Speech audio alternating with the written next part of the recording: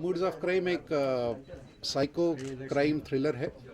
It's a story of two college students जो एक experiment के तौर पे क्राइम करने जाते हैं और फिर वो एक्सपेरिमेंट जो होता है वो एक्साइटमेंट बन जाती है. Excitement becomes habit, habit becomes compulsion, and then they have a very dark end to it. So it's a movie which is about youngsters, but how they get sucked into the world of crime. It is about that, and it has a huge suspense end to the movie. जी, crime के ऊपर तो बहुत फिल्में आई हैं, लेकिन उसका analysis करने का जो इस फिल्म का प्रयास है, वो एनालिसिस कि ये क्राइम करते क्यों है और किस टाइप के क्रिमिनल होते हैं, that is the essence of the movie. और इसमें जो सस्पेंस है वो that suspense will be the main thing of the movie. काफ़ी कुछ, तो इसीलिए तो ये फिल्म मैंने पूरी तरह से रियल लोकेशंस पे की है.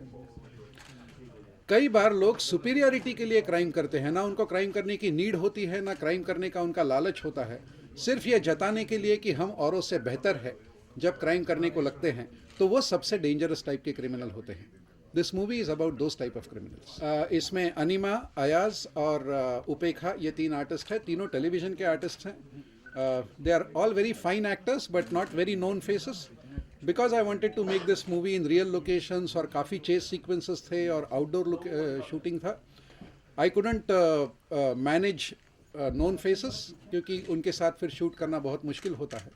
So these are the faces that I am working. नहीं, इस फिल्म में कोई गाने नहीं है. It's a complete dark movie with a very hard hitting end. So इसमें गानों की कोई जगह ही नहीं. ऑडियंस देखकर जो बहुत कम लोगों ने इस फिल्म को देखा है, बट सेंसर का जब स्क्रीनिंग हुआ तब कॉमन पब्लिक से कुछ मदर्स वहाँ पे थी जिनके बच्चे कॉलेज में पढ़ते थे.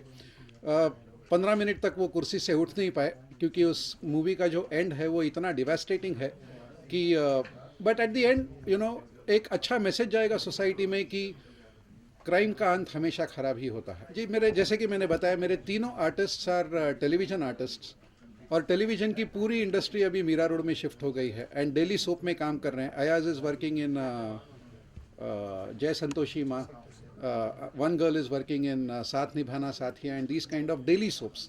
इनके शूट सुबह 9 बजे से लेकर रात को 9 बजे तक चलते हैं, तो उनको आना कोई पॉसिबिलिटी ही नहीं है. प्रमोशन इस मूवी का मैं बहुत बड़े स्केल पे कर ही नहीं रहा हूँ क्योंकि ये एक छोटी फिल्म है जो मैं एक लिमिटेड रिलीज़ कर रहा हूँ बम्बई, दिल्ली और पूना के कुछ चुनिंदा मल्टीप्लेक्सेस में. They may not be there in the promotions because there is nothing called as a promotion. जो आज आप यहाँ पे आए हैं वही मेरे लिए बहुत है. एंड जो प्रेस शो होगा उसमें शायद वो आए. पहले तो आज के दौर में काफ़ी लोग फिल्में बिजनेस की तरह बनाते हैं. मेरे लिए फिल्म बनाना कोई बिजनेस नहीं है. मेरे लिए it's a form of art. मैंने एक मूवी बनाई है जो मैं लोगों को दिखाना चाहता हूँ. मैं पैसे बनाने के लिए फिल्में नहीं बनाता, मैं फिल्में बनाने के लिए पैसे बनाता हूँ. तो it's not my business. So I am not much worried about promotion के बगैर जाऊँ, प्रमोशन के साथ जाऊँ, मुझे कोई फ़र्क नहीं पड़ता. I am a businessman from Dubai and my job involves a lot of travelling. अगर मैं 15 दिन पहले मेरे दोस्त मनोज भाई को एक्सीडेंटली ओशिवारा में नहीं मिलता तो शायद अभी भी ये मूवी रिलीज़ नहीं होती. 2 चीज़ें इस फिल्म को रिलीज़ होने में कामयाब हुई है. एक तो इसको एक अवार्ड मिला इंडियन सिने फिल्म फेस्टिवल में जिससे सबका हौसला बहुत बढ़ा, और दूसरी मेरी मुलाकात मनोज जी से अचानक हो गई और मनोज जी ने बोला कि यार ये बढ़िया फिल्म है, चलो इसको रिलीज़ करते हैं. मेरा स्पेशलिटी फिल्में बनाने में, या मेरा इंटरेस्ट, बोले स्पेशलिटी तो नहीं बोल सकते, इंटरेस्ट फिल्में बनाने में है. फिल्मों को मार्केट करने में मुझे इतना मज़ा नहीं आता है. तो ये बन के पड़ी तैयार थी, लेकिन वो मुहूर्त नहीं निकल रहा था किसी को मिलूं और किसके साथ बात करूं. बहुत ही, और ये मेरे लिए बहुत ही एक it is very close to my heart because it's a tragedy. And एक बहुत ही छोटा 17-18 साल का पेंटर है and the movie is set in the 1950s and 60s. बहुत ही प्यारा सब्जेक्ट होगा. Commercially it will not be very successful but I am sure people, limited people who will see it will definitely. अभी तक मैंने समझा नहीं है और कोशिश ये करूंगा कि ना समझ में आए. मनोज भाई इसको संभाले. मैंने मनोज भाई को बोला है कि ये एक लाइफ लॉन्ग पार्टनरशिप बनाएं कि मैं फिल्में बनाते रहूं और आप डिस्ट्रीब्यूट करते रहो. मेरे लिए अगर आप सुनना ही चाहते हैं, मैंने मनोज भाई को भी बोला, फिल्में बनाना मतलब नोटबुक का पन्ना फाड़ के उसकी कागज़ की नैया बना के पानी में छोड़ने जैसा है. अगर वो डूब गई दूसरा कागज़ फाड़ो. जब तक कागज़ है नोटबुक में तब तक वो आगे तक ही चलनी चाहिए. उसका ये नहीं है. वो नैया बनाने में और उसको छोड़ने में जो मज़ा आता है, that is a very different.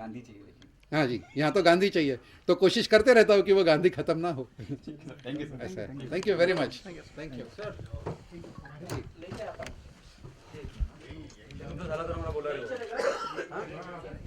Marathi media आहे का कोणी काय महाराष्ट्र